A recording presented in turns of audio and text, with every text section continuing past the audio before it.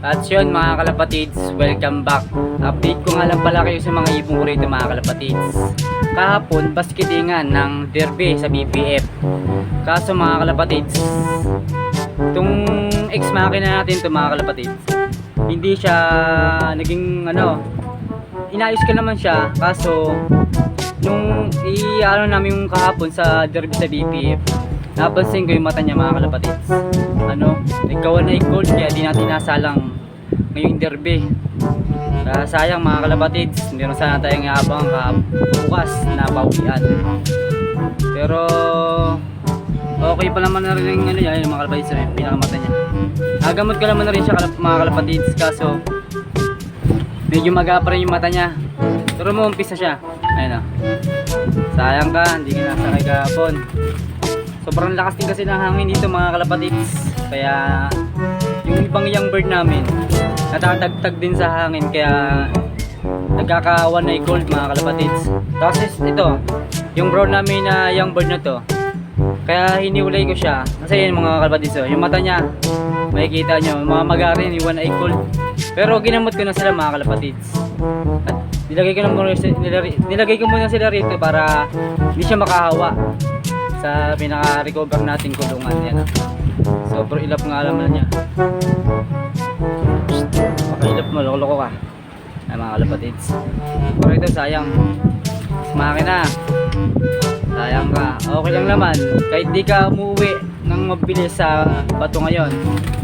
Pero normal naman ang pag-uwi niya mga kalapatids. Pag umuwi siya, nalilate man siya sa pag-clock. Pero pag umuwi, normal lang pangangatawan. Parang lapit nga lang sa kanya parang ang lapit lang ng bato pag umuwi siya. Kasi hindi siya stress.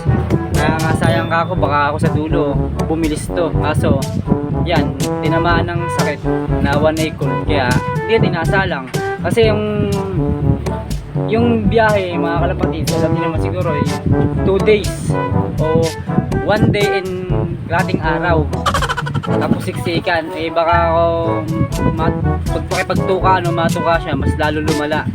Kaya baka di pa lalo makauwi. Kasi maganda naman din breed nito, galing to kay paring Elad. Yung nanay niya yung na-trace na ibon ni ex-makina, kaya pangalan ko sa kanya mga kalapatids is Makina. Yan ang ibon namin.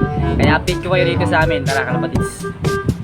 Yan mga kalapatids, yung mga young bird namin, sobrang lakas talaga ng hangin dito kasi December, yung hangin nanggagaling sa dagat. Ayan mga kalapatids, yung dalawang baba ni parang hotel na young bird namin, ayan, medyo na rin yung mga mata niya mga kalapatids, namumula-mula yun mga pero naagapan ko naman siya mga kalapatids na napapainom natin siya ng gamot. Kaya sana yung hangin mga kalapatids is magbago na. Doon na sana ulit ang ihip ng hangin sa bibundok na. Kasi nakaraan doon nung ihip ng hangin mga kalapatids sa bibundok. Ngayon lang ulit nagbago dito sa December. Kaya ang hangin dito nang gagaling sa dagat. Nalimutan ko na lang din ang tawag ng hangin pag sa dagat nang gagaling. Yan mga kalapatids.